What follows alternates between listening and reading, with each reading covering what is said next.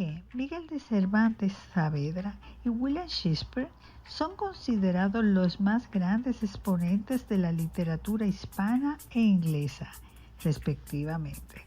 Ambos murieron el 23 de abril de 1616.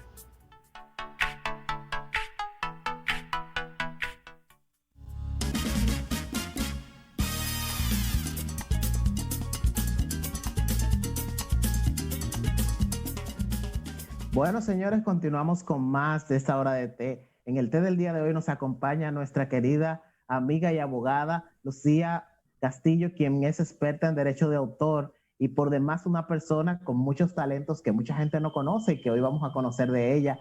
Detrás de la profesional del derecho, esa artista y esa vena artística que tiene tan sensible. Bienvenida, Lucía, con nosotros a Hora de Té. Gracias por la invitación. Me encanta estar aquí con ustedes y compartir este rato.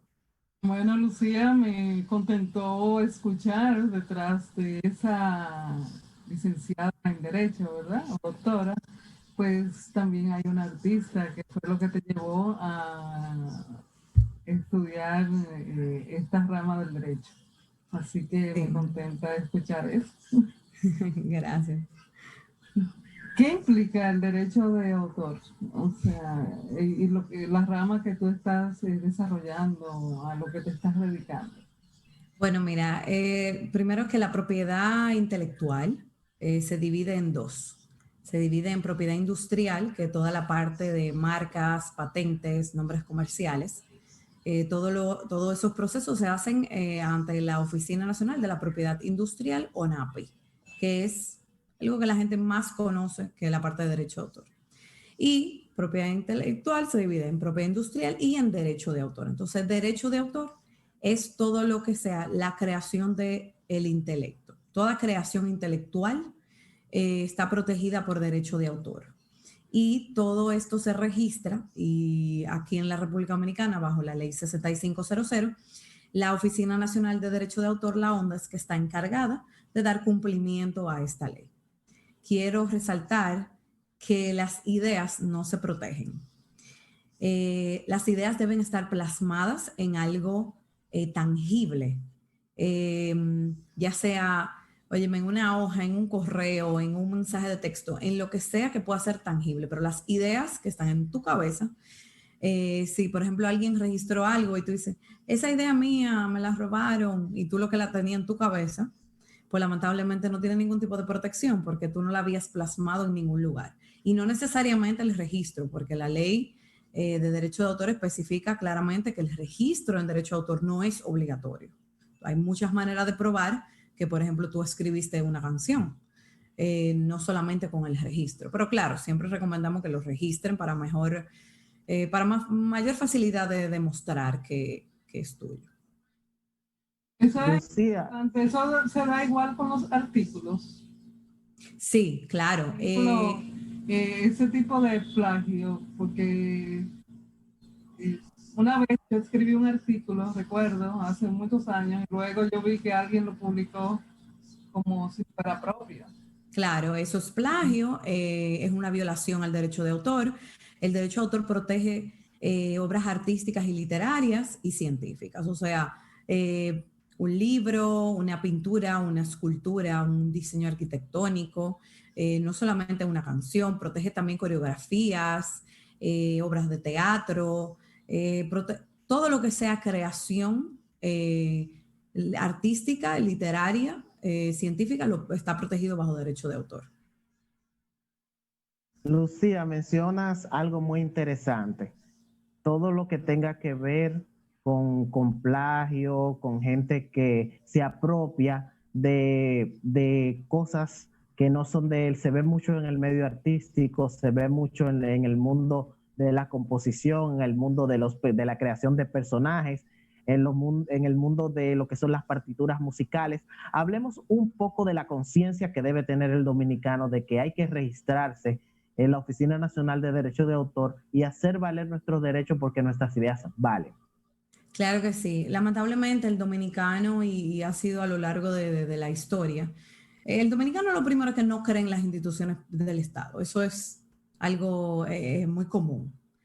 Y este tema que le falta al dominicano esa educación sobre este tema, es peor aún, ya que entienden que eso no vale nada. Aquí, y no solo aquí, pero generalmente el dominicano entiende que él puede utilizar las cosas sin tener que pedir permiso. Entonces, lamentablemente, si eso no es suyo, y eso aplica a todos los aspectos de la vida diaria, o sea, si ese lapicero no es suyo, usted tiene que pedir permiso para utilizarlo. Así mismo pasa con una obra. Si esa canción no es suya, usted tiene que pedir permiso para utilizarla. Y ese permiso viene con diferentes condiciones. Y ese permiso tampoco es obligatorio, porque el autor es dueño de su obra y tiene el derecho de prohibir su utilización. O sea, hay muchos artistas que solicitan licencias de uso de, por ejemplo, una canción de Armando Manzanero, y Armando, que en paz descanse, Armando Manzanero dice: mira, no me interesa darte el permiso porque no creo que mi canción realmente tú la utilices como yo quiero que sea utilizada. Y eso pasa con muchas cosas, o sea, con cualquier tipo de obra. Pero aquí la música en la parte de derecho de autor es la parte más avanzada. Señores, las esculturas, los libros en las universidades, que hay una problemática muy grande con el plagio de los libros en las universidades, porque la ley de derecho de autor tiene excepciones para el uso. Por ejemplo, si tú lo vas a utilizar para algo educativo, pues lo puedes hacer, pero eso tiene límites. No es que el libro va a estar en la fotocopiadora de la esquina y todo el mundo va a ir a sacarle copia. No, eso es ilegal.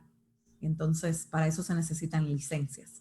Entonces, hay que crear conciencia sobre el uso de las obras que están protegidas por derecho de autor.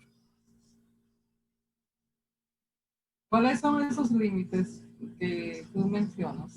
O sea, una persona puede utilizar ese material para qué, o sea, no va a estar en la fotocopia, pero sí que, o sea, no, sí, o sea, el profesor, ¿hasta dónde llega la legalidad? Claro, por ejemplo, yo he utilizado libros que aquí, por ejemplo, no lo venden. Un libro de derecho de autor que es de Argentina y, bueno, me lo traje yo cuando hice mi maestría allá. Yo di una clase y lo utilicé con mis estudiantes, se los presté pero la universidad, o sea, fue en el medio en que yo utilicé para la reproducción de una parte del libro específica para dar una clase. Y a la estudiante se le dijo que no podía reproducir eso más para adelante. Inclusive las copias fueron devueltas al final. Yo hice que todos los estudiantes la devolvieran, porque es que no hay un control. Entonces, no fue que yo fui a la fotocopiadora de la esquina, que no tiene nada que ver con la universidad, que es un negocio aparte que se lucra de esos servicios que ofrece, y le di el libro y le dije: mira, mis estudiantes van a venir aquí, te van a pedir ese libro y tú le vas a sacar copia y le vas a cobrar lo que le tienes que cobrar. No. Hasta ahí llega la limitación. Cuando hay un beneficio, cuando hay un lucro de esa obra, ahí es que empiezan los problemas. Hablemos un poco, Lucía, de en qué momento entran las sociedades de gestión, un tema que mucha gente conoce y mucha gente desconoce, para proteger a esos gremios artísticos en cuanto al derecho de autor. Claro, bueno, las sociedades de gestión colectiva en realidad se pueden constituir para cualquier rama del derecho de autor, no solamente para la parte artística. Lo que pasa es que para esa parte, las que tenemos aquí en República Dominicana. Pero, por ejemplo, Brasil tiene la sociedad de gestión colectiva literaria para los libros. Nosotros todavía aquí no tenemos. Aquí tenemos para la música y viene para los audiovisuales, conforme al Tratado de Beijing, que recientemente la República Dominicana es parte. Pero las sociedades de gestión colectiva que actualmente están funcionando son para la música. Aquí tenemos 3 de música, que son ESGACEDOM, que es la Sociedad de Autores, Compositores y Editores Dominicanos. Tenemos a SODAIE, que es la Sociedad de Artistas, Intérpretes y Ejecutantes. Y tenemos a SODIMPRO, que es la Sociedad de Productores de Fonogramas, es decir, las productoras, las casas disqueras. Y tenemos a EGEDA en la parte de los audiovisuales, que es la entidad de gestión de los productores de los audiovisuales. ¿Qué pasa? ¿Para qué sirven y cómo surgen las sociedades de gestión colectiva? Bueno, las sociedades de gestión colectiva vienen a surgir porque cuando en un bar, en una discoteca, en un restaurante, utilizan obras musicales, los artistas y los autores no pueden estar tocando puerta a puerta a todos esos negocios o a cualquiera que utilice su música. Mira, tú utilizas también música, págame. Entonces, se forman estas sociedades que son asociaciones sin fines de lucro que están formadas por los mismos artistas, intérpretes o autores, dependiendo cuál sea cada una, y ellos les dan la potestad a esa sociedad para que gestione el cobro de sus derechos de autor o derechos conexos, que son los de los artistas y productores de música, para que cada vez que se comunique al público una obra protegida por derecho de autor, entonces se haga la recaudación del dinero. Es decir, aquí los bares, las discotecas, los restaurantes, los cines, los hoteles, las emisoras de radio, los canales de televisión, todos pagan a las sociedades de gestión colectiva por la comunicación al público de esa música. Y aquí siempre viene la misma pregunta. Pero la música es gratis, o sea, y si yo la pongo de Spotify, que es gratis, tengo que pagar como quiera. Claro, claro que tienes que pagar, porque cuando tú utilizas Spotify para tu uso personal, donde tú no te estás lucrando, donde tú no estás comunicando para adelante esa música, no hay ningún problema. Pero cuando yo tengo un bar o una discoteca y yo utilizo Spotify para poner y amenizar mi discoteca, la música es un valor agregado a tu negocio. Una discoteca sin música no es discoteca. Entonces, así como ese dueño de negocio paga el alcohol que se vende y paga la luz para el aire acondicionado, así mismo tiene que pagar la música que consume en su negocio para el disfrute de sus clientes. Tan simple como, si eso no es suyo, usted tiene que pedir permiso para usarlo. Ana Mirta, ¿algo más que agregar? Bueno, sí, eso es bien interesante porque hay tiendas que sé que han sido visitadas, multadas también por poner música que no han pagado ese derecho. Y realmente me llamó la atención viéndolo desde otro punto de vista, también yo pudiera pensar que se le está haciendo promoción a esa música. Es que ahí que viene una confusión, o sea, el artista no te ha pedido que lo promuevas, es decir, eso es una mentalidad muy común que piensa como que, bueno, pero es que yo te estoy dando promoción a ti, pero es que eso no es así, o sea, tú estás utilizando algo que no es tuyo, que tú no sabes si al artista le interesa que tú la pongas, o sea, o al autor que tú utilices su canción para por ejemplo, un anuncio publicitario que para él no representa su canción. O sea, es algo que simplemente no tiene nada que ver. Y en el tema de las fotografías, por ejemplo, fotografías que se utilizan, que hay, por ejemplo, en las imágenes que tú buscas, que googleas, que realmente Google te hace la salvedad de que puedes... Claro, la Bueno, fotografía también, claro, la fotografía también está protegida por derecho de autor. Con la fotografía también, al igual que con los libros, hay ciertas excepciones, por ejemplo, cuando se van a utilizar para periodismo o para educación, hay ciertas limitantes que tú puedes usarlas sin tener que solicitar tal vez un permiso. Hay bancos de fotografías donde están libres de derecho de autor que tú... algunas son gratis, otras tú pagas para utilizarlas de la manera que tú quieras. Y hay otras que no, que debes solicitar una licencia o un permiso para utilizarlas. Sí, esas fotos que Lucía, usualmente se ven detrás de, por ejemplo, en Zoom, que se usan como fondo, o también en Facebook o Instagram, eso tiene derecho de autor. Claro, todo está protegido por derecho. Sí, yo he tenido podría haber casos. Sí, yo he tenido muchos casos. Sí, yo he tenido muchos casos de páginas de Instagram que utilizan fotografías que no son de ellos, sino que se la toman de otra cuenta o de otro fotógrafo, y eso hay un proceso legal que se agota, y sí, claro que sí. Lucía, hablemos un poco de los derechos conexos, derechos que mucha gente tiene y no conoce. Claro, los derechos conexos, como su nombre lo indica, son conexos al derecho de autor. Es decir, el primer derecho que se creó fue el derecho de autor, del autor, el que crea la obra. ¿Qué pasa? Esa obra que escribe el autor, si no viene un artista, un intérprete, un productor y la toma y le pone música y letra y alguien que cante y le hace una mezcla y la publica, eso se va a quedar en simple papel, se va a quedar como su derecho a autor. Entonces los derechos conexos vienen a hacer eso. Los derechos que tienen los artistas, los intérpretes y los ejecutantes, que son los músicos, y los productores que se involucran en esas obras, básicamente.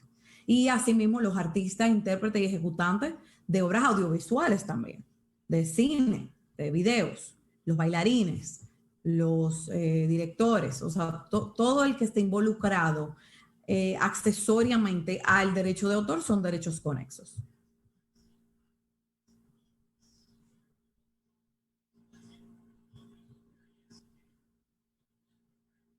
Bueno, de verdad que es interesante lo que mencionas de todo lo que tiene, todo lo que abarca el derecho de autor y derechos conexos, una materia muy amplia. Pero ahora quiero que hablemos un poco de Lucía, la profesional que le apasiona el arte. ¿Cómo es eso, Lucía, de que tú, antes de ser abogada, tienes esa vena artística y la desarrollabas?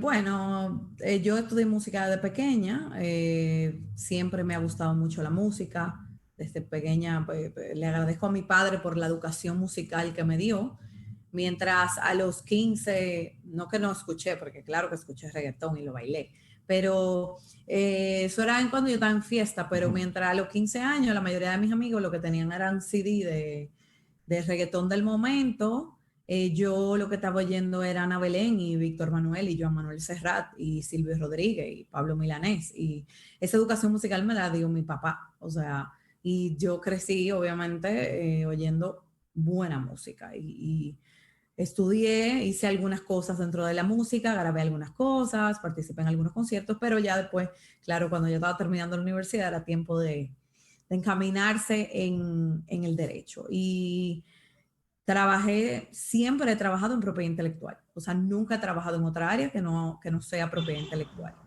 Eh, yo fui parte de la sociedad de gestión de los productores de fonogramas, primero como simple paralegal, luego me fui a Argentina a hacer mi maestría en Derecho de Autor y cuando volví desarrollé entonces el departamento legal de la sociedad.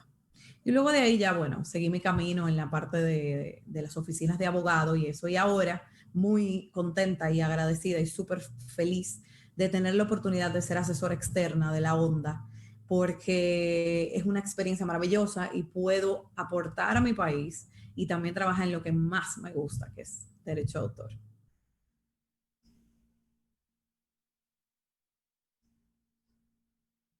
Ana Mirta, ¿algo más que agregar? Bueno, Ana Mirta. feliz de que se esté desarrollando y me pregunto cuáles son las acciones legales que tiene que hacer un autor cuando ve que ha sido violado. Bueno, lo primero es que apoderen un abogado que realmente conozca la materia de derecho de autor, que lamentablemente, Como tú. como yo, claro, Claro. que no hay tantos realmente en el país y eso va a ir cambiando, porque lo que pasa es que también esta materia de propiedad intelectual, pero cuando yo estudié derecho era una electiva, o sea, yo la tomé porque era el destino de que yo la tomara, pero ahora ya, ya es parte del programa de la carrera de derecho, ya se le está dando más énfasis a estos temas. ADOPI, que es la Asociación Dominicana de Propiedad Intelectual, se encarga de informar y dar cursos sobre este tema para que la gente vaya conociendo. Entonces, apoderar a un abogado que va a evaluar el caso y ahí te puedes ir por la vía penal, por la vía civil, por la vía administrativa, todo depende del caso en cuestión. Y que sea por Instagram o Facebook, la violación no tiene nada que ver, uno puede accionar, porque lo he hecho. El que tenga problemas de esta área no tenga miedo de accionar. Eso es lo que hay que hacer, accionar. ¿Y eso trae algún Bueno, Lucía, beneficio? tú sabes que el tiempo en televisión nos traiciona. Claro. sí. Tú sabes que el tiempo en televisión nos traiciona, Lucía, y de verdad que estamos felices de que hayas compartido en esta tarde con nosotros. Por favor, comparte tus redes sociales para que la gente interesada en el tema y que pueda tener una asesoría tuya se comunique contigo, por favor. Claro, gracias por la invitación primero y Lucía Castillo Barbaje en todas las redes sociales, a su orden ahí para lo que necesiten. Bueno, muchas gracias. Ana Mirta, vamos a la pausa porque el tiempo se nos fue. Adelante, señor Gracias. director. Bendiciones y buena salud.